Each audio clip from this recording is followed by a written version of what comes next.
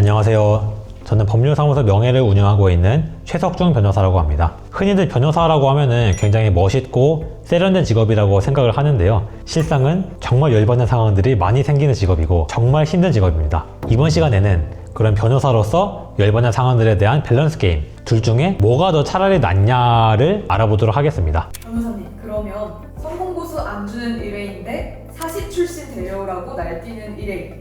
처음부터 조금 센데요. 일단 성공보수 안 주는 의뢰인은 괜찮아요. 제가 변호사잖아요. 제가 민사 소재기에서 받아내면 되기 때문에 큰 문제가 되진 않을 것 같아요. 물론 의뢰인이었던 분을 상대로 민사소송을 제기해가지고 돈 받아내는 게 마음이 편하진 않겠지만 어쨌건 계약한 건 계약한 거니까 어쩔 수가 없는 거죠. 그런데 저는 아직까지는 이렇게 성공보수 안 주겠다 하시는 분은 없었고요. 근데 사실 출신 데려오라고 날뛰는 의뢰인은 이게 참 난감한 게, 저는 사법시험을 치고 싶어도 못 쳤어요. 제가 변호사 되겠다고 마음 먹을 때는 이미 사법시험 폐지된 지가 한참 되었고, 그리고 그때 로스쿨이 굉장히 잘 돌아가고 있었기 때문에 로스쿨 들어가서 변호사 시험을 쳐서 변호사가 된 거거든요. 그래서 아마 사실 출신 데려오라고 날뛰는 이유를 생각해 보자면은, 변호사 시험으로 소위 꿀 빨면서 변호사를 됐기 때문에 실력이 부족할 것이다 라고 오해를 하셔서 그런 것 같은데, 저는 사실 그 변호사 시험을 굉장히 좋은 등수로 합격을 했어요. 옛날에 사법시험 있을 때도 합격을 했을 정도의 굉장히 좀 좋은 등수로 합격을 했기 때문에 그런 실력에 대한 걱정은 하지 않으셔도 될 것 같아요. 그래서 둘 중에 뭐가 더 낫냐? 저는 차라리 성공보수 안 주는 의뢰인이 더 낫다고 생각을 해요. 어쨌건 성공보수는 제가 소재기에서 받아낼 수 있는 거니까요. 이름도 모르는 먼 친척 어르신이 무료 상담 요청 vs 조현병 환자 상담해주기. 이게 좀 많이 난처합니다. 근데 저는 주위에 있는 지인들이 저한테 상담 요청하면은 그거는 그냥 공짜로 해줍니다. 오히려 저한테 돈을 쥐어주면서 상담을 받더라고요. 제가 공짜로 하겠다고 하는데도 그냥 돈을 쥐어줘요. 감사합니다 하고 그냥 돈을 받아서 좀 챙기는 스타일이죠. 이렇게 좀 친척 어르신이 무료 상담 요청을 하면은 좀 난처한 이유가, 옛날에 이제 무료 상담 관련해가지고 한 판례가 있습니다. 어떤 사람이 변호사한테 돈이 없으니까 무료로 상담을 해주세요 라고 부탁을 했나 봐요. 그래서 그 변호사는 이 사람이 딱하니까 무료로 상담을 해줬는데, 아무래도 이제 무료로 상담을 해주는 거다 보니까 리서치를 딱히 안 하고 그냥 자기가 알고 있는 선에서 말해줬는데 그 내용이 알고 보니까 틀린 거예요. 그래서 이 상담받은 사람이 이 소송에서 졌는데, 이거 가지고 이 변호사가 잘못 알려줬으니까 나한테 손해배상을 해줘야 된다라고 소송을 건 사건이 있었어요. 근데 놀랍게도 판사는 이 무료 상담해준 변호사한테 손해배상의 책임이 있다라고 판결을 했어요. 판결의 취지는 변호사는 공익을 위한 직업이니까 무료로 상담을 해주는 경우에도 좀 잘못된 내용에 대한 책임을 질 필요가 있다라고 좀 말한 건데요. 그래서 이 판례 이후로 무료로 상담을 해주는 변호사는 싹 다 사라졌죠. 변호사 입장에서는 금전적인 리스크를 부담하면서까지 상담을 해주는 거기 때문에 좀 상당히 난처한 행동이고 조금 조심을 해주시는 게 좋아요. 네, 그리고 조현병 환자 상담해주기. 이제 저희 법률사무소에 좀 조현병이라던가 아니면 다른 정신질환을 앓고 계신 분들도 가끔씩 찾아오십니다. 근데 막 이런 것에 대한 구체적인 썰을 풀기는 어렵고요. 한 가지만 좀 썰을 풀자면은, 보통은 이런 정신질환 앓고 계신 분들은 겉보기에 좀 이상할 것 같고 말이 굉장히 좀 어눌할 것 같다고 생각을 많이 하시잖아요. 근데 이분들은 굉장히 정상적으로 대화를 잘 하십니다. 그래서 말투도 정상적이시고 딱 봤을 때 어떤 정신질환이 있을 것 같다고는 생각이 전혀 안 들어요. 근데 다만 그 말하는 내용이 굉장히 좀 허무맹랑하고 비현실적인 내용이 좀 많죠. 그래서 저는 이런 분들을 상담할 때는 그냥 사건 자체에 집중을 하는 편인 것 같아요. 변호사로서 법적 도움이 필요할 것 같다 그러면은 수임을 해서 제가 도움을 드리고요. 만약에 법적 도움이 필요 없을 것 같거나 불가능한 사건이면은 제가 좀 잘 얘기를 해서 돌려보내는 식으로 하죠. 둘 중에 뭐가 더 차라리 낫냐? 저는 차라리 조현병 가진 환자를 상담해주는 게 더 낫다고 생각을 해요. 그러니까 무료 상담이 그만큼 좀 난처하다는 거죠. 그럼 다음 질문입니다. 릴스 찍어서 올리면 본업에 충실하지 않는다고 오해하는 의뢰인 vs 시도 때도 없이 연락하는 의뢰인. 정말 제 릴스에 많이 달리는 댓글이죠. 릴스를 찍는데 시간이 그렇게 많이 들진 않아요. 저는 윈드밀 도는 릴스를 매주 인스타에다가 올리는데, 보통은 영상 한 번 찍을 때 4주치 올릴 거를 한 번에 촬영을 해요. 그래서 영상 하나 찍어서 편집해서 올리는 시간을 다 계산을 해봐도 영상 하나당 한 30분 정도밖에 소요가 안 돼요. 그래서 일주일에 30분 정도면은 그렇게 시간이 많이 드는 활동은 아니라고 생각을 합니다. 그리고 저는 애초에 변호사로 일하는 시간을 막 춤추거나 릴스 찍는 데 쓰지는 않고요. 남들 막 놀러 다니고 연애하고 결혼하고 육아하는 시간을 쪼개서 춤추는 데 쓰기 때문에요. 오히려 제가 더 본업에 충실할 수도 있어요. 그리고 시도 때도 없이 연락하는 의뢰인. 전 이거는 괜찮다고 생각해요. 왜냐면은 이제 사건과 관련된 내용이라면은 시도 때도 없이 연락을 해도 그거는 사건 파악에 도움이 되는 내용이기 때문에 그거는 제가 괜찮다고 생각을 합니다. 그래서 저는 뭐 어쨌건 사무실에 새벽부터 밤까지 항상 붙어있기 때문에 연락이 오면은 바로바로 사건을 파악해서 바로바로 답장을 하는 스타일이에요. 그래서 둘 중에 뭐가 더 낫냐? 뭐 어쨌건 연락을 자주 하는 의뢰인이 더 낫다고 생각합니다. 다음 질문입니다.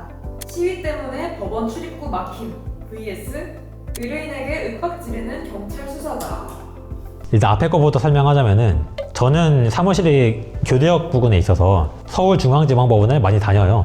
근데 사실 뭐 시위는 항상 있죠. 이 법원 앞에서 막 피켓 들고 서 있고 이런 경우는 있긴 한데 가끔씩 대규모 시위가 열릴 때가 있습니다. 그래서 특정인에 대한 재판이 열려서 그쪽 지지자분들이 막 대규모로 모여서 시위 내지는 집회를 할 때가 있는데 그럴 때 법원에서는 동문과 서문 중에 서문을 아예 폐쇄해버립니다. 그래서 서문 쪽에서 법원을 출입하려면은 출입이 안 되고 동문으로 삥 눌러서 출입을 해야 되기 때문에 거의 10분 이상 걸린다고 보셔야 돼요. 그래서 정말 저는 매일매일의 어떤 루틴을 좀 중요시하는 스타일인데 이런 입장에서 좀 많이 불편하죠. 근데 불편하긴 한데 어쨌건 뭐 집회의 자유는 존중되어야 맞으니까 지금은 그냥 그러려니 하면서 넘기는 편인 것 같습니다. 그리고 의뢰인에게 윽박지르는 경찰 수사관, 이건 정말 좀 많이 열받죠. 저도 이건 좀 경험담이긴 한데 사실 뭐 수사 과정이든 재판 과정이든 의뢰인은 피의자 내지는 피고인일 뿐이지 아직 범죄자는 아니거든요. 분명히 의뢰인에게는 좀 억울한 사정이 있는 경우도 많은데 몇몇 일부 수사관분들은 그냥 대놓고 아 얘가 범죄자다 라고 단정하면서 의뢰인한테 막 윽박지르면서 조사하시는 경우가 간혹 있습니다. 그럴 때 이제 다른 변호사님들 중에서는 막 같이 화내면서 좀 맞불 놓으시는 분들도 있는데 개인적으로는 그건 좀 별로 좋지 않다고 생각을 해요. 왜냐하면은 그 수사관님의 성취 불성취 판단에 따라서 저희 의뢰인의 인생이 달라지는 거거든요. 그래서 저는 괜히 수사관님 성질 돋을 필요는 없다고 생각을 하고요. 그래서 저는 경찰서에서의 어떤 수사관님들, 재판에서의 판사님들을 절대적 권력자라고 생각을 합니다. 그래서 이런 절대적 권력자들을 상대로 최대한 존중을 하고 최대한 예의 바르게 대하는 방식으로 변호를 하고 있는데요. 저는 좀 변호사이기 때문에 제가 수사관님들 최대한 존중하면서 아 이런 부분은 좀 분명히 억울한 부분이 있다 라고 좀 차분하게 말을 하면은 이건 기본적으로 좀 변호사의 말이니까 그쪽에서도 조금 들어주는 경향이 있더라고요. 그래서 좀 침착하게 좀 대응을 하려고 노력을 하는 편이고 만약에 이렇게 했는데도 수사관님이 너무 편향된 시선으로 좀 업무를 하시는 것 같다. 그리고 그때는 그 수사관님한테 화를 내는 것보다는 뭐 수사관 기피 신청 같은 거를 해서 좀 더 제도를 활용을 해서 대응을 하는 게 맞다고 생각을 합니다. 그래서 둘 중에 뭐가 더 낫냐? 시위가 차라리 낫죠. 수사관의 그런 강압적인 태도는 제 의뢰인의 인생이 걸린 문제다 보니까 이거가 더 심각한 문제라고 생각합니다. 그러면 마지막 질문인데요. 챗 GPT는 이렇다는데요 하는 의뢰인 vs 변호사한테 거짓말하는 의뢰인. 진짜 최악 중에 최악인데요. 예, 요새 뭐 AI가 굉장히 핫하죠. AI가 핫해서 의뢰인분들 중에는 막 챗GPT 돌려서 결론 이미 내놓고 오시는 분들이 좀 있는데요. 제가 말씀드리고 싶은 거는 챗GPT로는 원칙적으로는 법률 문제를 해결할 수가 없습니다. 대한민국에서 법적 문제를 해결을 하고 소송을 준비하기 위해서는 법령뿐만 아니라 대한민국의 판례에 대한 이해도 필요한데요. 기본적으로 대한민국 판례 정보는 비공개입니다. 이거는 판례 사이트를 구독해야지만 볼 수 있는 내용이기 때문에요. 챗GPT라던가 제미나이 같은 범용 AI로는 이 정보를 알 수가 없어요. 그래서 이런 판례 정보까지 인풋에 넣어서 AI를 돌리기 위해서는 법률 전문 AI, 뭐 슈퍼로이어라던가 그런 엘박스 AI 이런 것들을 써야만 하고요. 챗GPT로는 사실 뭐 굉장히 간단한 사건, 예를 들어서 뭐 당근에서 사기를 당했다거나 소액 대여금을 청구하는 그런 정도의 사건밖에는 아마 활용을 못 할 거예요. 그래서 이제 사건이 좀만 복잡해지면은 챗GPT는 진짜 말도 안 되는 오답을 내기 때문에요. 현재 그러니까 2026년 5월 기준으로는 활용이 불가능하고요. 그래서 변호사한테 사건을 맡겼으면은 변호사가 판단해서 내린 답이 이런 챗GPT보다는 좀 더 정확하니까 좀 믿어주시면 감사하겠습니다. 그리고 변호사한테 거짓말하는 의뢰인, 이게 진짜 최악인 것 같아요.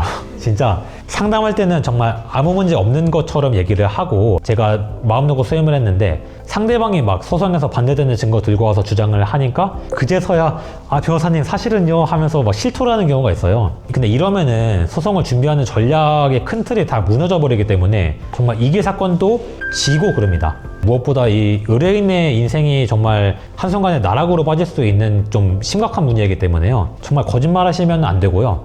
정말 숨기셔도 안 됩니다.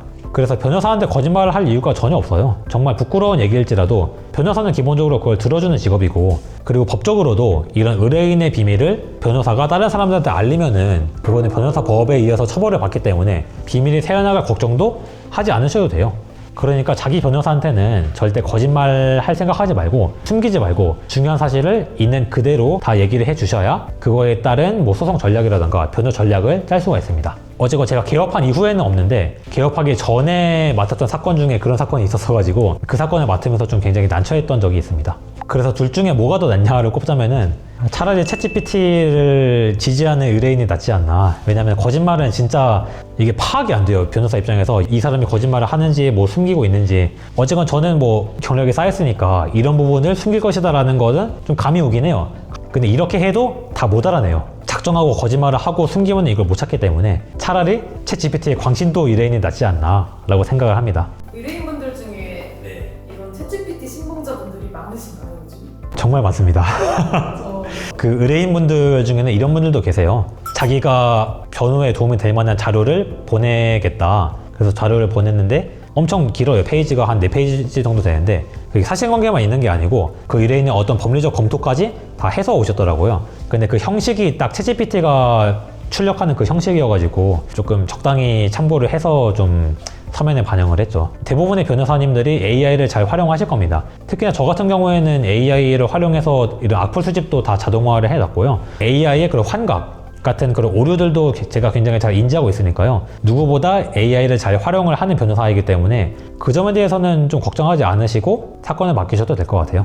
여기까지가 변호사로서 열받는 상황 밸런스 게임이었고요. 혹시나 변호사가 되고 싶어하는 미래의 꿈나무가 있다면은 변호사라는 직업이 정말 다양한 정말 각양각색의 사람들을 만나는 직업이기 때문에요. 만약에 자기가 인간관계에서 좀 스트레스를 많이 받는 것 같다. 그러면은 변호사가 되는 것을 다시 한번 고려해 보시는 걸 권장합니다. 지금까지 최석중 변호사였습니다.